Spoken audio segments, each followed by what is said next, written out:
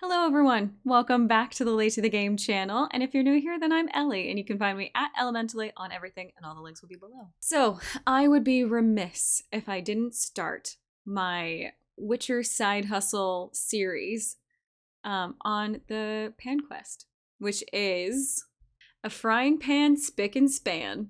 That side quest is what I will be referring to as the Pan side quest for the entirety of this.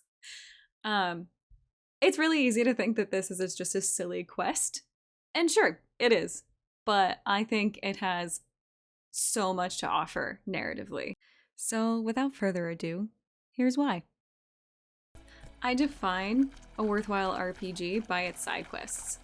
I don't understand the point of having an open world if your side quests add nothing to the flavor of the dish that is the entire game. If it could be on rails and nothing is lost, why? Why do you have it built this way? Side quests can make or break an open world experience, for me anyways, which is why The Witcher 3 Wild Hunt is my favorite open world RPG.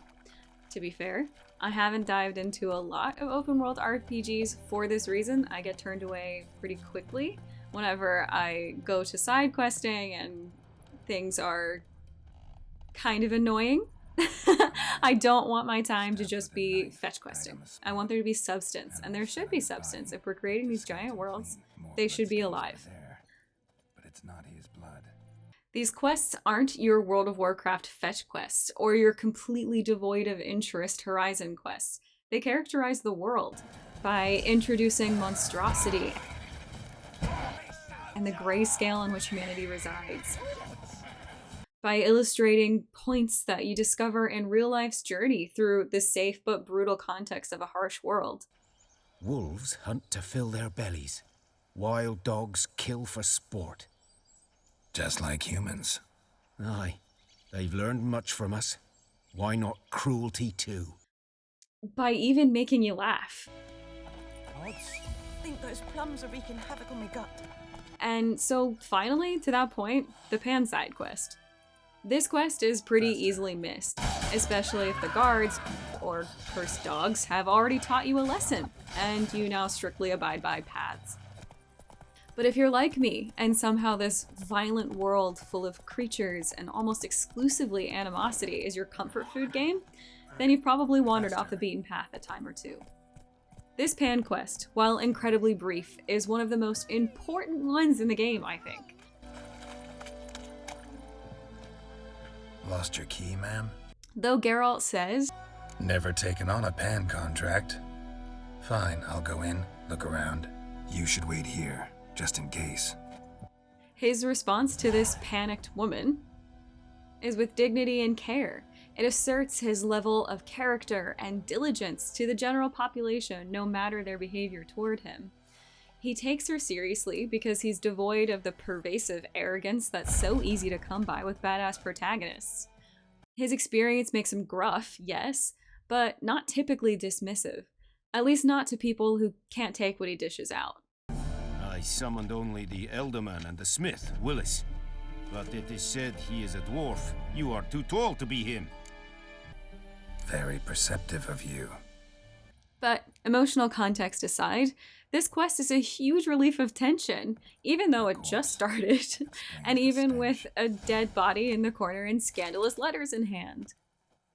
We've only just left training in Kaer Morhen, watched nightmare cinematics and scenarios, and just been given the task of killing a vicious griffin. Oh, and gotten beaten up at the pub after a rousing game of Gwent. Done drinking? Then fuck off. But after taking on this assignment, you stumble upon a fully fleshed out woman. She is concerned with her struggles and her life because she's her own protagonist. No, not me key, me pan. It always sat there empty, this hurt. That is, till the night afore the battle. A man arrived, walked right in like 'twere his own. Was standing at my window, peering at the goings on. He must have eyed me, 'cause next I knew, there he was, coming my way. Games can often make the mistake of not making a distinction between your protagonist being your main character and being the world's main character, with side quests especially. This bold, flavorful lady aside though, the actual content of the quest itself is impactful too. If you take the time to read the documents, you'll get a snapshot of the gritty average Joe, effectively returning us to a harsher reality than a silly woman and her sooty pan. There are plots and trysts and drama that exist outside of Geralt's life. This simple, missable quest provides a transparent glimpse into a very whole, exuberant, and grim world. By slotting something brief and poignant so early in this game, it allows the flavors to marinate and the character of this buzzing world to take shape without you having to do more than ard the shit out of a door and flick on your Witcher senses. So while of course it's a silly quest, it's also one that holds the identity of this rich world in its palm, and I firmly believe the Witcher 3 experience isn't complete without it. Thanks for watching, and don't forget to stay up to date with all things late to the game by tapping like and subscribe. And don't forget to loot. See you next time!